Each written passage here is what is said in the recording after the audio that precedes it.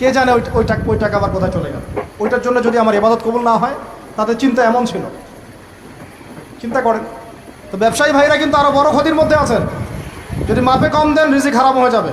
আল্লাহর কসম করে যদি মিথ্যা কসম করে পণ্য বিক্রি করেন, রিজিক হারাম হয়ে যাবে। যদি সুদি লোন নিয়ে ব্যবসা করেন, রিজিক হারাম হয়ে যাবে। সুদি লোন নিয়ে ব্যবসা করলে রিজিক হারাম হয়ে যাবে। তারপরে যদি মার্কেটে কৃত্রিম সিন্ডিকেট তৈরি করেন, রিজিক হারাম হয়ে যাবে। মার্কেটে একটা প্রাইস আছে ফিক্স করা, এই প্রাইসটাকে সিন্ডিকেট করে বাড়াই দিলেন, রিজিক হারাম হয়ে যাবে। ইচ্ছা করে ফরমালিন মিশাইছেন, হারাম হয়ে গেল। মাপে কম দিলেন, হারাম হয়ে গেল। আল্লাহর নামে মিথ্যা কসম করলেন, হারাম হয়ে গেল।